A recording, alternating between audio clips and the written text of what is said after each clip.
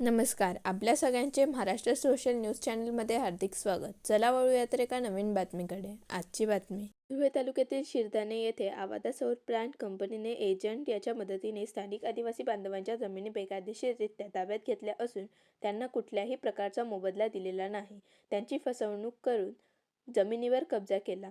आज आदिवासी शेतकऱ्यांना जमिनीचा मोबदला द्या अशी घोषणाबाजी एकलव्य संघटनेच्या वतीने करीत अन्नत्याग उपोषण करण्यात आले.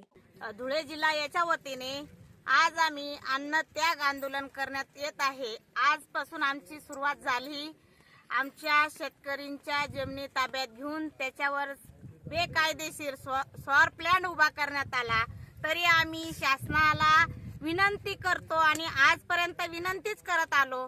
आम्ही कलेक्टर मॅडमांना, प्रांत साहेबांना, प्रत्येक अधिकाऱ्यांकडे जाऊन रिक्वेस्ट केली, पाया पडल्या आणि आमच्या विनंतीला कुठल्याच शासनाचा अजून आम्हाला कुठून मिळालेला नाही, प्रतिसाद मिळत नाही. की आज तुमचे शेतकरी 108 शेतकरी आहेत, या शेतकऱ्यांच्या जमिनी ताब्यात घेऊन त्याच्यावर बेकायदेशीर तुम्ही सौर प्लांट उभा केला आहे, कोणाच्या आदेशाने केला आहे. आणि आज आम्ही इथे आंदोलनाला सुरुवात केली आहे. आम्ही जोपर्यंत आमच्या शेतकऱ्यांना त्यांच्या शेतीचा मोबदला मिळत नाही तोपर्यंत आम्ही अन्नही खात नाही आणि इथून हलणार पण नाही, असा इशारा आम्ही शासनाला देतोय. इथं जेवढे शेतकरी बसले आहेत त्याच्यात कुठल्याही शेतकऱ्यांना काही हिंसा झाली तर त्याला कारणीभूत शासन राहील, एवढंच बोलतो आणि इथं थांबतो. जय हिंद, जय महाराष्ट्र.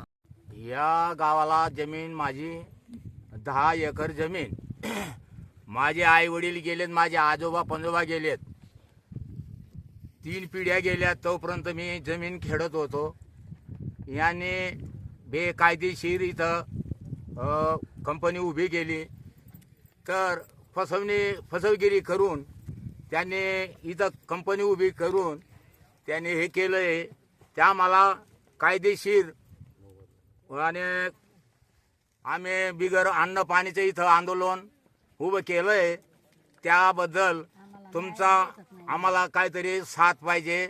गरिबांना जेवढे शेतकरी आहेत तेवढे शेतकऱ्यांना काहीतरी साथ मिळाली पाहिजे. आणि जोपर्यंत आमचा निकाल लागत नाही तोपर्यंत आम्ही इथून बिगर अन्नाचं उठणार नाही. 12/2025 शिरधाने प्रनेर या गावामध्ये आवाडा या कंपनी इथं त्यांचे कामं चालू आदिवासीच्या जमिनीवर. त्यासाठी आम्ही आजपासून अन्नत्याग या उपोषणाला आम्ही बसलेलो आहोत. तरी आम्हाला न्याय मिळवून द्यावा यासाठी आम्ही इथं बसलेलो आहे. आमच्या जागेवर, आमच्या शेतीवर आम्ही बसलेलो आहोत. बातमी आवडल्यास चॅनलला लाईक व सबस्क्राईब करा व दररोज अशा नवनवीन बातम्या पाहण्यासाठी चॅनलला फॉलो करा. धन्यवाद.